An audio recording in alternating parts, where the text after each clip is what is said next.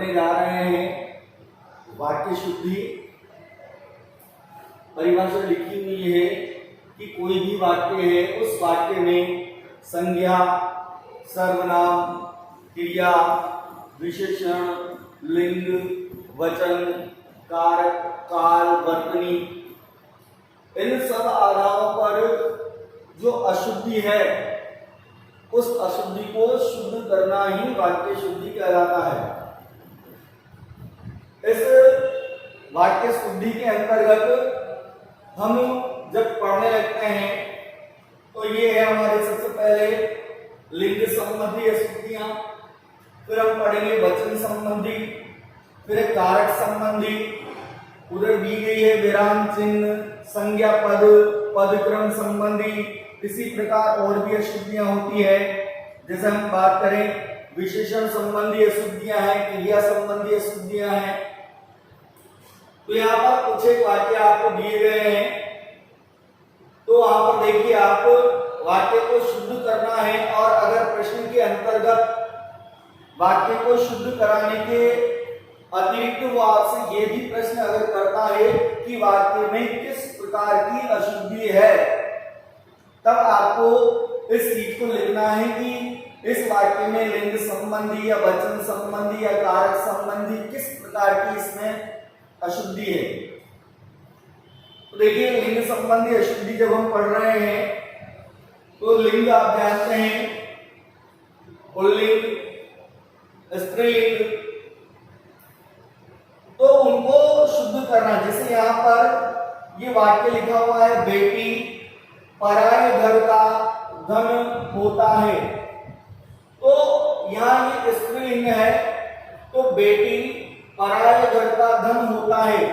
ये जो वाक्य है, ये वाक्य किस प्रकार शुद्ध होगा आपके, इस होता है को आपको करना है होती है, तो ये इस जगह पर बेटी पराये घर का धन होती है, ये पूर्ण विराम भी आपको लगाना है। और बात करें कि अशुद्धि किस प्रकार की है, तो हमने यहाँ पर लिंग संबंधी अशुद्धि को दूर किया है, इस कारण यहाँ पर जो अशुद्धि थी वो अशुद्धि थी आपके लिंग संबंधी अशुद्धि। दूसरे वाक्य की बात कीजिए कि दही खट्टा है। दही शब्द जो है, इस दही के लिए दही खट्टी है लिखा हुआ है, तो दही खट्टी नहीं है, दही खट्टा है। ये वाक्य इस प्रकार शुद्ध होगा।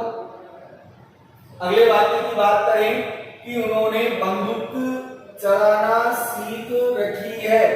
उन्होंने बंदूक चलाना सीख रखी है, तो सीख रखी है, ये रखी है नहीं, यहाँ वाक्य हो जाएगा उन्होंने बंदूक चलाना सीख रखा है।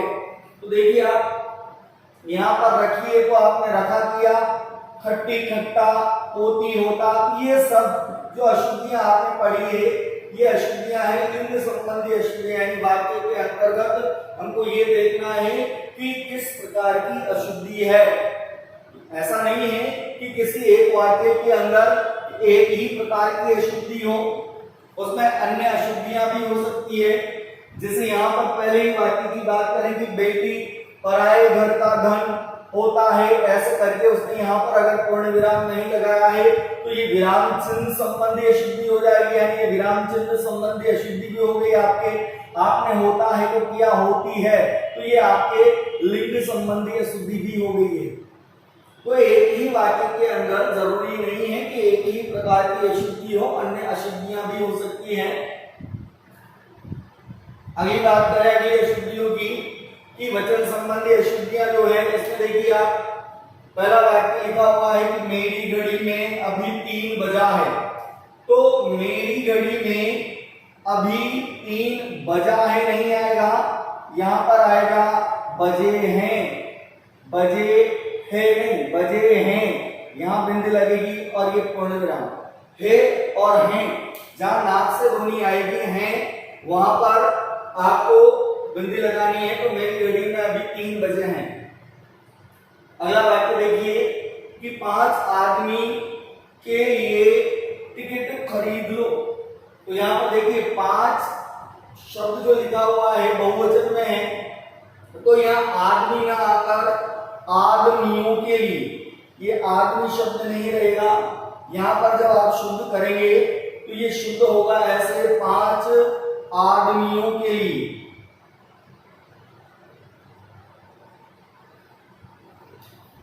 टिकट खरीद लो, ये वाक्य इस प्रकार शुद्ध होगा। और इसमें जो त्रुटि है वो त्रुटि है आपके वचन संबंधी त्रुटि। अगला वाक्य देखिए, उसकी आंख से आंसू बह रहा था। तो आंसू जो है वो अपने आप में हमेशा बहुवचन में आते हैं, तो उसकी आंखों से, पहली बात आंख को आपको बहुवचन करना है, ये उसकी आंखों से आंसू बह रहे और थे। ये इस प्रकार ये वाक्य शुद्ध होगा, उसकी आंख से आंसू बह रहा था। गलत वाक्य, उसकी आंखों से आंसू बह रहे थे।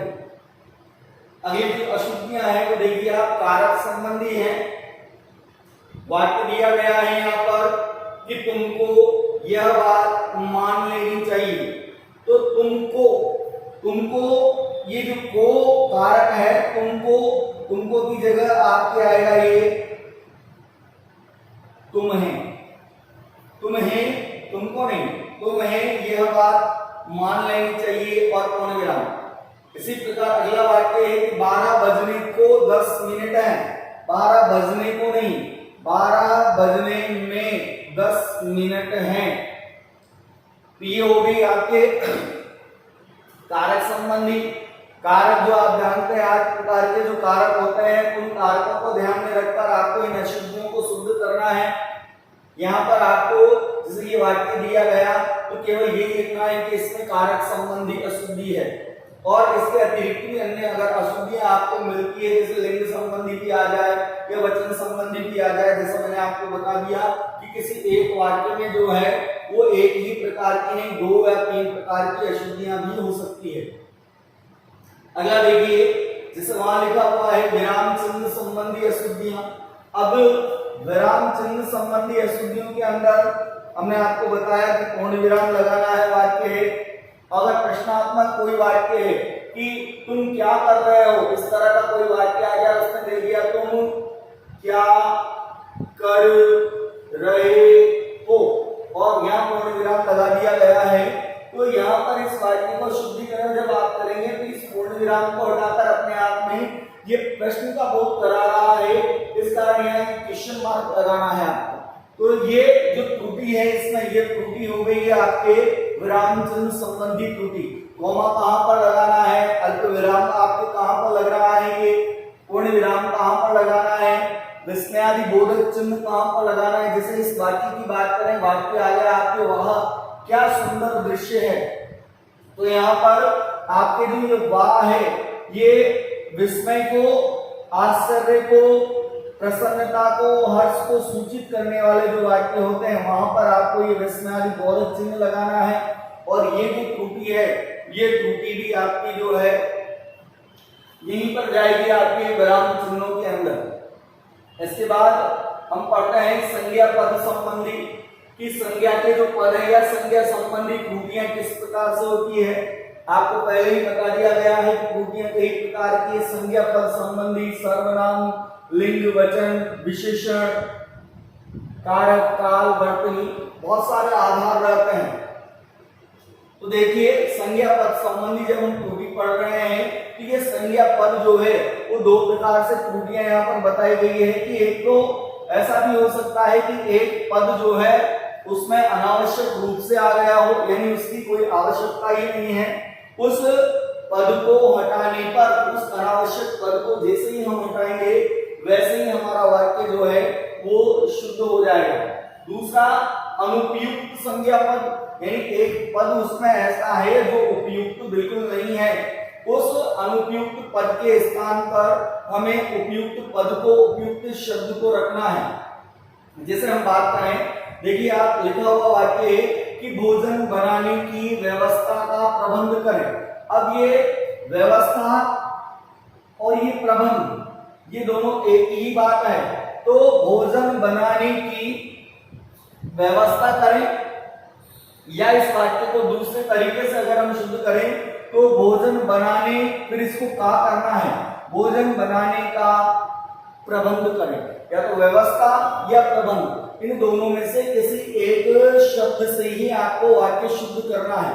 तो यहाँ पर आप देख रहे हैं कि यहाँ पर जो ये त्रुटि है, ये त्रुटि है आपके अनावश्यक संज्ञा पद संबंधी त्रुटि। जहां पर एक पद बिल्कुल अनावश्यक रूप से आ गया है, वहां पर अनावश्यक संज्ञा पद संबंधी त्रुटि है। आप चाहे तो इस वाक्य को व्यवस्था से भी शुद्ध कर सकते हैं और ये वाक्य शुद्ध प्रबंध से भी हो जाएगा। अगला वाक्य देखेंगे आप, तो अगले वाक्य के अंतर्गत लिखा हुआ है कि मेरे पास केवल मात्र 1 रुपया है। तो देखिए, मेरे पास केवल मात्र 1 रुपया है। ये देखिए, केवल और मात्र ये दोनों जो हैं एक जैसे ही शब्द हैं। तो इसको जब शुद्ध करेंगे तो ये शुद्ध करें ऐसा होगा, मेरे पास मात्र 1 रुपया है या मेरे पास केवल 1 रुपया है। तो यहाँ पर भी आप देख रहे हैं कि एक जो पद आ गया है आपके, वो एक पद बिल्कुल अनावश्यक है। तो अनावश्यक संज्ञा पद संबंधी त्रुटि, यानी एक ही वाक्य या यूं कहें एक ही शब्द पुनरुक्ति जब हो जाती है, एक ही शब्द पुनः आ जाता है, तो वहां पर आपकी जो त्रुटि है वो अनावश्यक संज्ञा पद संबंधी त्रुटि कहलाएगी। अगला वाक्य देखिए आप, लिखा हुआ है कंस की हत्या कृष्ण ने की थी। तो ये कंस की हत्या जो लिखा हुआ है, यहाँ पर आप देखेंगे कि जो हत्या शब्द का प्रयोग किया जाता है, वो हत्या शब्द का प्रयोग सामान्य मृत्यु, सामान्य रूप से किसी को मार देने पर, लेकिन यहाँ पर ये दुष्ट व्यक्ति था, तो यहाँ पर ये हत्या शब्द न आकर यहाँ पर आएगा इसके स्थान पर वध, कि कंस का वध कृष्ण ने किया था। ये इस प्रकार ये वाक्य शुद्ध होगा आपका। यही आपने देखा कि एक पद जो है वो पद अनुपयुक्त है, उस अनुपयुक्त पद के स्थान पर आपको उपयुक्त पद रखना है। तो ये जो त्रुटि है ये है आपके अनावश्यक संज्ञा पद संबंधी, ये है आपके अनुपयुक्त संज्ञा पद संबंधी त्रुटि। जैसे वाक्य देखिए, ये आ गया आपके वाक्य कि रेडियो की उत्पत्ति किसने की। अब देखिए, रेडियो की उत्पत्ति नहीं हुई है, रेडियो का हुआ है आविष्कार। तो यहाँ पर उत्पत्ति के स्थान पर शब्द आपको प्रयोग में लेना है आविष्कार। रेडियो का आविष्कार किसने किया, ये क और या किया, और यहाँ पर जो है अपने आप में एक प्रश्न, ये क्वेश्चन मार्क दिया जाएगा। तो आप देख रहे हैं यहाँ पर कि अनुपयुक्त संज्ञा पद संबंधी भी त्रुटि आ गई है और यहाँ पर विराम चिन्ह संबंधी त्रुटि भी आ गई है। तो इस प्रकार आपको ध्यान रखना है। अगला जो वाक्य दिया गया है उसमें लिखा हुआ है कि आपके प्रश्न का समाधान मेरे पास है। तो या तो आप इस प्रश्न को समस्या कर दीजिए कि आपकी समस्या का समाधान मेरे पास है, और अगर आप इसको प्रश्न ही रखना चाहते हैं शुद्धिकरण में, तो आपके प्रश्न का समाधान नहीं होगा, फिर इसके स्थान पर आ जाएगा आपके उत्तर, कि आपके प्रश्न का उत्तर मेरे पास है। ये इस प्रकार शुद्ध होगा। और आप देख रहे हैं कि ये जो पद दिया गया है, ये एक पद अनुपयुक्त पद है, तो ये अनुपयुक्त संज्ञा पद संबंधी त्रुटि है। अगला वाक्य देखिए, पदक्रम संबंधी। पदक्रम का मतलब आपको जो क्रम है वो क्रम भंग हो जाना, जिस स्थान पर जो शब्द आना चाहिए वो नहीं आ रहा है। जैसे यहाँ पर देखिए वाक्य लिखा हुआ है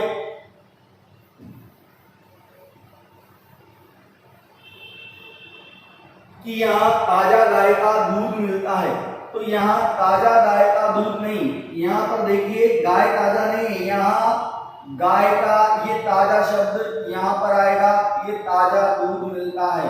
तो इस प्रकार ये वाक्य आपका शुद्ध हो जाएगा। इसके अतिरिक्त जो 10वीं बोर्ड में अब तक 2018, 19 और 20 में जो वाक्य आए हुए हैं, उन वाक्यों को देखिए। उन वाक्यों के अंदर उसने केवल उसको शुद्ध करके कि वाक्यों को शुद्ध कीजिए, उसमें किस प्रकार की त्रुटि है वो त्रुटि वहां पर प्रश्न के अंतर्गत पूछी नहीं गई है। जैसे वाक्य देखिए, धोबी ने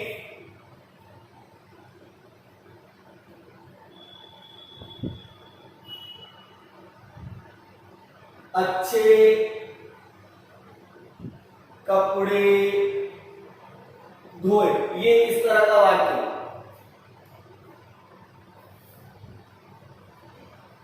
सुदामा पक्के कृष्ण के मित्र थे। ये दोनों ही वाक्य हैं। माध्यमिक शिक्षा बोर्ड 2018 के जो पेपर हुआ है उस पेपर में पूछे गए हैं और इनको शुद्ध करवाया गया है।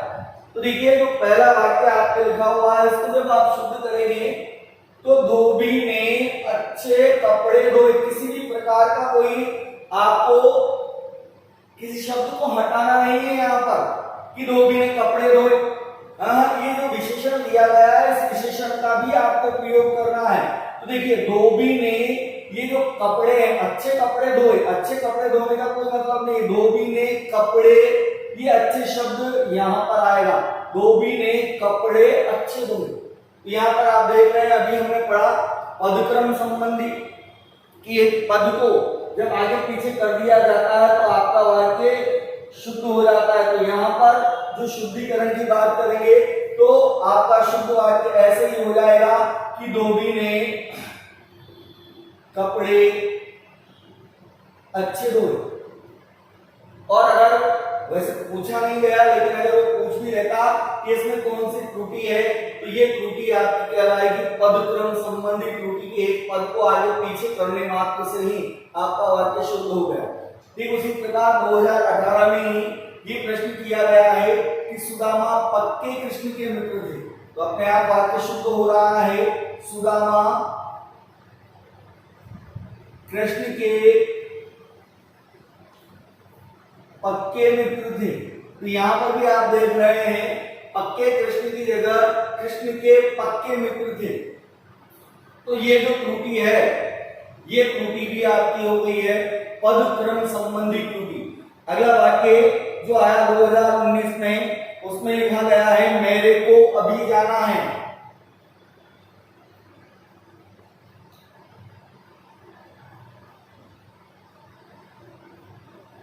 ये वाक्य आया है आपके माध्यमिक शिक्षा बोर्ड 2019 के अंतर्गत। मेरे को अभी जाना है और मेरे पास केवल मात्र 50 रुपए हैं।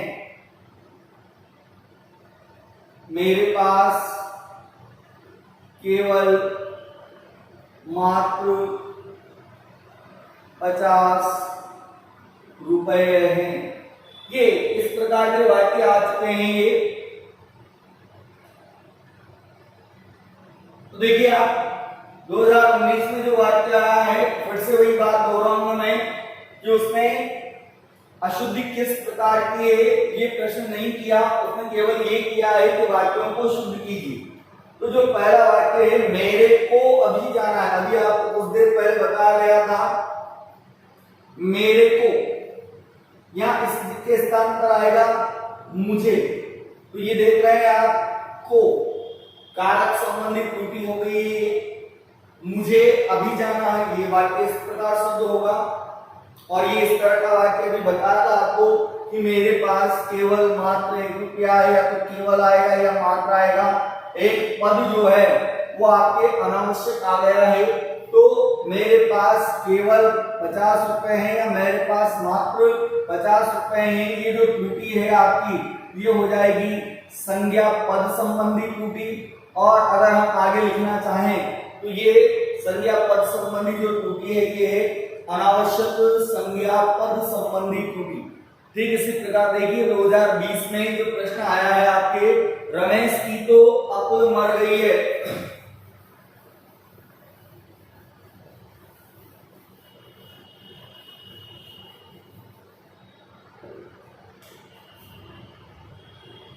ये रमेश की तो अकुल मर गई है। और दूसरा वाक्य आया घर पर सब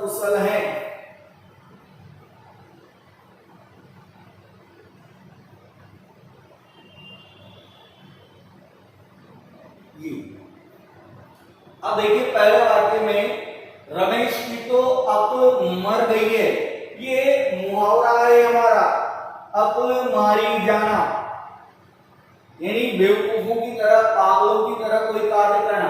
तो रमेश की तो अक्ल मर गई है के स्थान पर हमको लिखना है अक्ल मारी गई है। तो यहाँ पर जो आपकी जो त्रुटि हो रही है, मर को मारी, यानी यहाँ पर जो ये पद आया है ये वर्तनीगत, यहाँ पर इस वर्तनी को आपको शुद्ध करना है कि उसकी अक्ल जो है वो मारी गई है। अगला वाक्य में आपके कि घर पर सब कुशल है, तो घर पर के स्थान पर आपको लेना है में, घर में सब कुशल है। और अपने आप में ये प्रश्न का भी बोध करा रहा है। देखिए आप अगर आप यहाँ पर पूर्ण विराम भी रखते हैं तो ये अपने आप में उत्तर भी हो सकता है कि घर में सब कुशल है, और ये अपने आप में प्रश्न भी हो सकता है कि घर में सब कुशल है। तो यहाँ पर एक क्वेश्चन मार्क भी आप लगा सकते हैं और ये पूर्ण विराम भी आप लगा सकते हैं। ये इस प्रकार वाक्य हैं और इन वाक्यों का आपको ध्यान रखना है। जैसे कुछ एक वाक्य और हैं जिनको हम अभी शुद्ध करेंगे।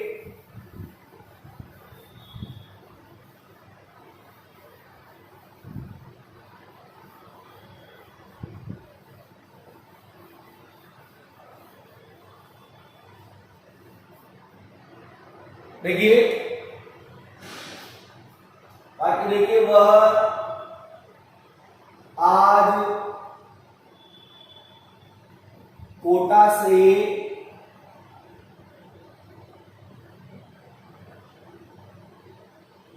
वापस लौट आया। एक वाक्य ये है,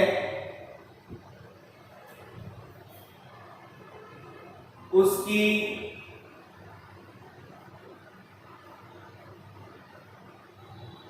मरी हुई लाश को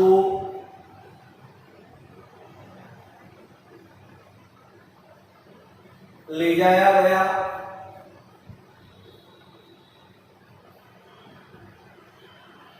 महादेवी वर्मा हिंदी की श्रेष्ठ कवि हैं।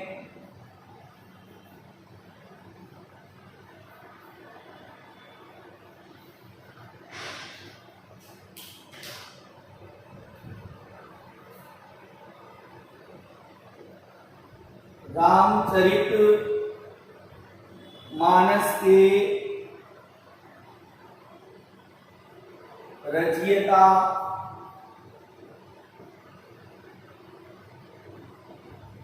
तुलसीदास हैं।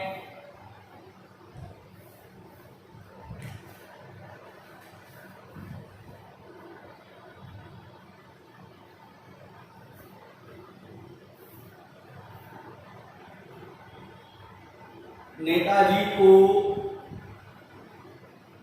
एक फूलों की माला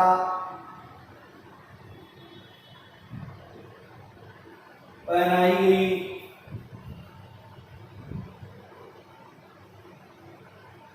आपके जूते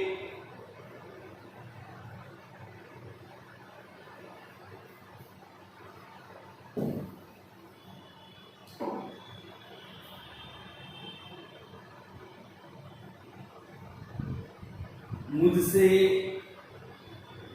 अच्छे हैं।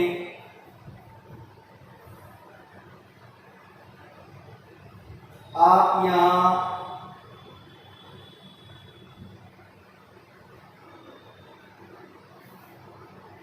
कैसे खड़े हैं। देखिए इनको शुद्ध करते हैं। पहला वाक्य, वह आज कोटा से वापस लौट आया। तो वाक्य को अच्छी तरह पढ़ना है। पढ़ने के बाद आपको अशुद्धि देखना है। वह आज कोटा से वापस और लौट आया।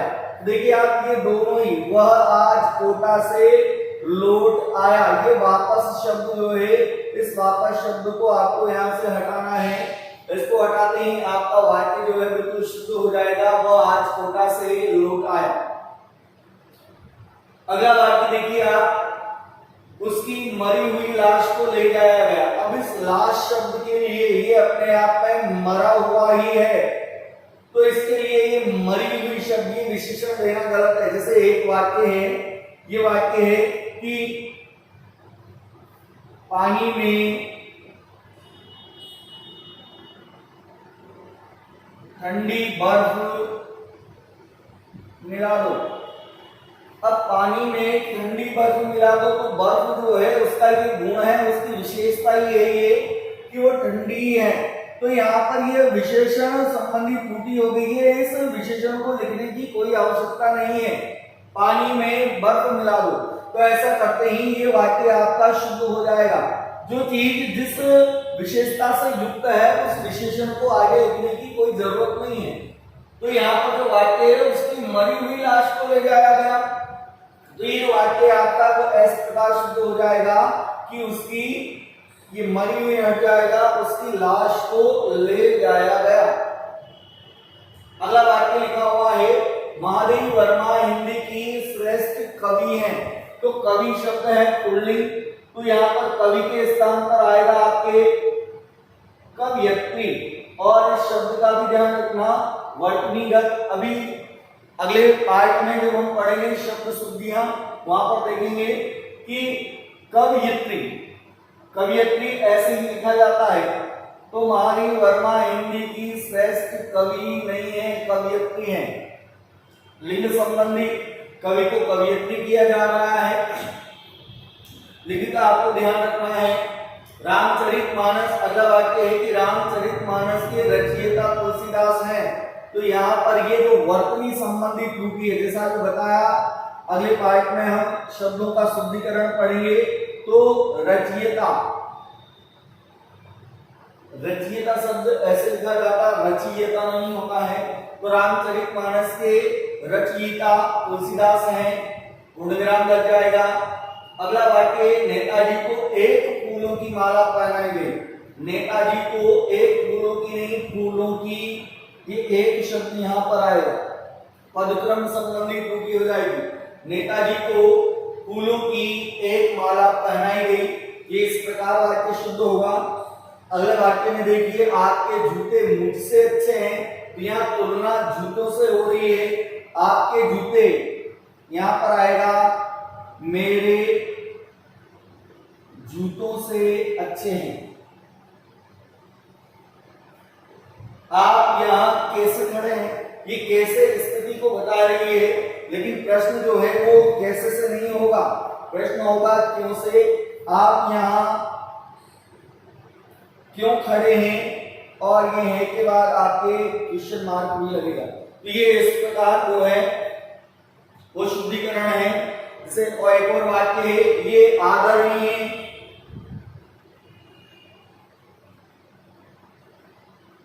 माताजी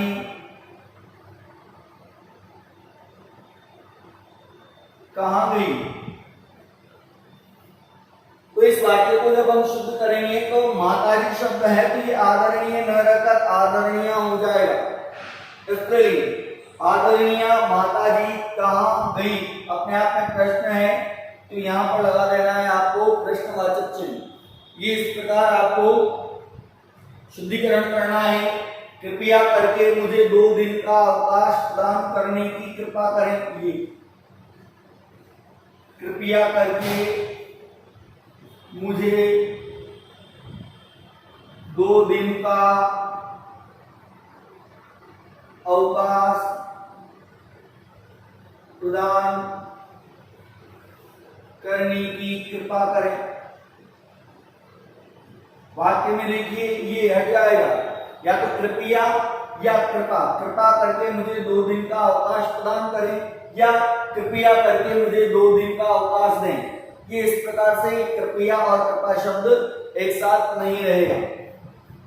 इसके अतिरिक्त अभी अगले पार्ट में हम जो पढ़ेंगे शब्द शुद्धि के अंतर्गत हम पढ़ेंगे ये इस तरह के वाक्य भी आ जाते हैं, अनेक को अनेकों में बदल दिया जाता है। जैसे एक सामान्य सा वाक्य देखिए कि पेड़ पर अनेकों पक्षी बैठे हैं, तो ये वाक्य गलत है, अनेकों शब्द नहीं रहेगा। पेड़ पर अनेक पक्षी बैठे हैं। तो इस प्रकार ये वाक्य शुद्धिकरण का था हमारे। फिर भी अगर आपको किसी प्रकार की कोई वाक्य में समस्या होती है तो आप बताइएगा। अब अगले पार्ट में हम पढ़ेंगे शुद्धिकरण, और वो शुद्धिकरण, ये वाक्य शुद्धि पढ़ा, अब हम पढ़ेंगे शब्दों को किस प्रकार शुद्ध किया जाए।